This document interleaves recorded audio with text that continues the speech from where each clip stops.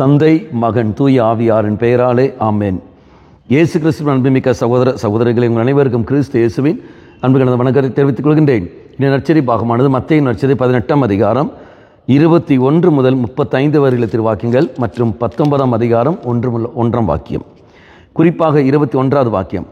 பின்பு பேதுரு இயேசுவை அணுகி, ஆண்டவரே, என் சகோதரிகளில் ஒருவர் எனக்கு எதிராக பாவம் செய்து வந்தால் நான் எத்தனை முறை அவரை மன்னிக்க வேண்டும்? 7 முறை மட்டுமா என கேட்டார். சாதாரணமாக நானும் கேட்குற கேள்வி, எத்தனை முறை நான் மன்னிப்பேன்? எத்தனை முறை நான் விட்டு கொடுப்பேன்? எத்தனை முறை நான் இந்த மாதிரி அனுசரித்து நான் போவேன்? இந்த எத்தனை முறைங்கிறது நீங்கள் நான் அடிக்கடி சொல்கிற ஒரு வார்த்தைகள்.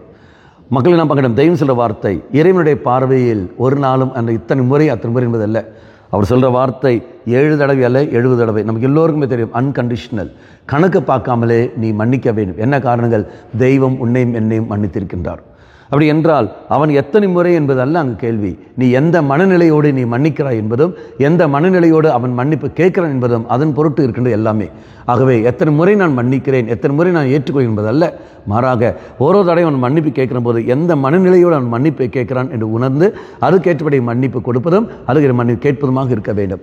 ஆனால் வெறும் விளையாட்டுத்தனமாக நம்முடைய காரியம் சாதிப்பதற்காக நான் மன்னிப்பு கேட்கிறேன் என்றால் அது மன்னிப்பை கேட்கலையே. அந்த சமயத்தில் மன்னிப்பு கொடுக்க வேண்டிய அவசியமும் இல்லையே. காரணம் மன்னிப்பை கேட்டால் தானே மன்னிப்பு கொடுக்க முடியும். அவன் தான் மன்னிப்பு கேட்கவில்லையே. மன்னிப்பு கேட்பென்பது ஆத்மார்த்தமாக கடந்து வர வேண்டும். மன்னிப்பு கொடுப்பென்பது ஆத்மார்த்தமாக கடந்து வர வேண்டும். ஆகவே அது இத்தனை முறை என்பதில்லை.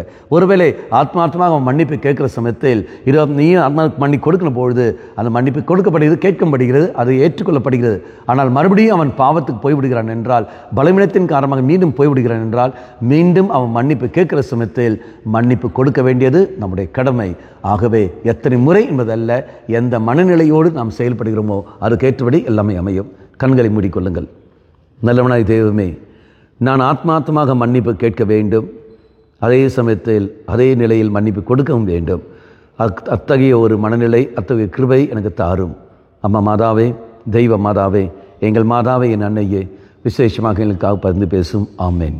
தந்தை, மகன், தூய ஆவியாரின் பெயராலே ஆமேன்.